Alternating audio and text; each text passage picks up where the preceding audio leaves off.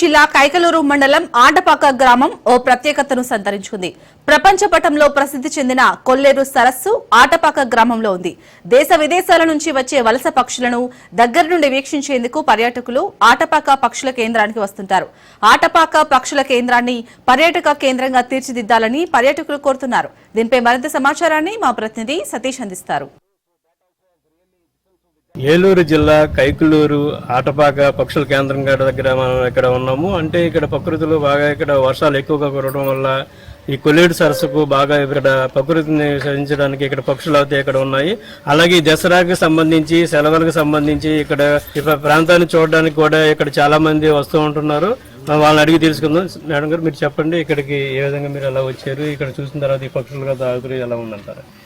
అంటే చాలా రోజుల నుంచి ఈ కొల్లేరు లేక్ ని విజిట్ చేద్దాం అనుకుంటున్నాము అండ్ చాలా హోంవర్క్ చేసాము.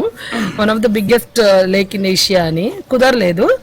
బట్ నౌ ఈ టైంలో జనరల్ గా బర్డ్స్ ఉంటాయి అని చెప్పలేదు ఎవరు కూడా.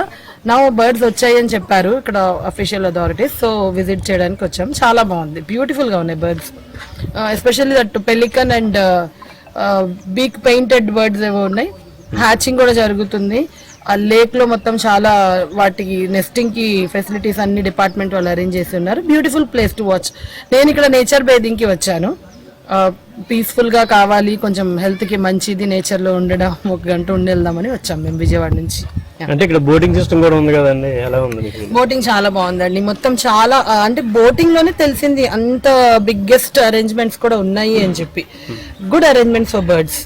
మైగ్రేషన్ చాలా ఇంపార్టెంట్ కదా, మనకి తెలుస్తుంది కదా వెదర్ కండిషన్స్ ఇంకా ఎలా రాబోతున్నాయి అని చెప్పి.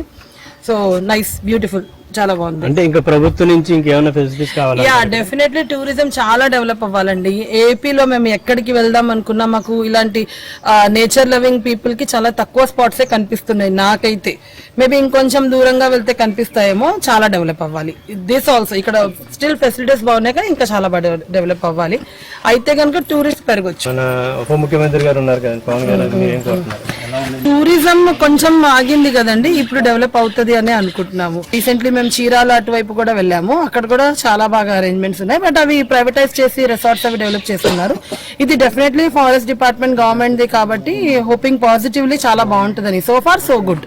మీరు ఎక్కడి నుంచి వచ్చారండి? మాకు లోకల్ బాగున్నారు సార్. ఇక్కడ పిల్లలు వస్తాయి ఆడుకుంటాకి చక్కగా టైం పాస్ బాగున్నారు సార్. బోటింగ్ ఫిషింగ్ కూడా. ఏమో మీరు ఎలా ఫీల్ అవుతున్నారు? చాలా హ్యాపీ ఫీల్ అవుతున్నాయండి. పిల్లలు ఆడుకుంటాకి పక్షులు అవి చూస్తాకి కూడా బాగుంది. ప్రకృతి ఆడుకుంటాకి పిల్లలు ఇక్కడ బోటింగ్. ఇక వేసవకాలంలో పిల్లలకి చక్క సరదాగా ఆటలకి పాటలకి పక్షులకి చక్క విలేజ్ చక్క బాగుంది. వాతావరణం ప్రకృతి కూడా బాగుంది. చాలా రోజుల నుంచి ఇక్కడికి రావాలనుకుంటున్నాను. ఈ ప్లేస్ మాకు చాలా ఇష్టం. మా చిన్నప్పటి నుంచి మేము ఇక్కడికి వచ్చేవాళ్ళం. చిన్నప్పుడు ఇంకా అప్పుడు ఇంత ఫెసిలిటీస్ లేవు, కానీ ఇప్పుడైతే కొంచెం బాగా పెంచారు. ఇవన్నీ మొత్తం గార్డెన్ కానీ పక్షులు కానీ చాలా కొత్తగా రావడం జరిగింది. మొత్తం అంతా అయితే బాగా అభివృద్ధి చేశారు చాలా వరకు కూడా. ఇక్కడ రావడానికి ప్రజలంతా బాగా ఇష్టపడుతున్నారు. చాలా బాగుందండి. ఇక్కడ కొంగలు చాలా బాగున్నాయి. మాది రాజన్ తాలూకా అండి, తూర్పుగోదావరి జిల్లా. చాలా బాగుంది. ఇదే ఫస్ట్ టైం రావడం ఇక్కడికి. అంతా బాగుంది. ఇది ఇక్కడ విషయం అయితే దసరా సెలవులకు సంబంధించి హాలిడేస్ రావడం వల్ల ఇక్కడికి అంటే ఆటపాక పక్షుల కేంద్రం కాడికి జనాలు ఈ పక్షులను చూడడానికి ఇతర దేశాల నుంచి వచ్చిన పక్షులను కూడా ఇక్కడ చూడడానికి ఇక్కడ తరలి వస్తున్నారని చెప్పవచ్చు.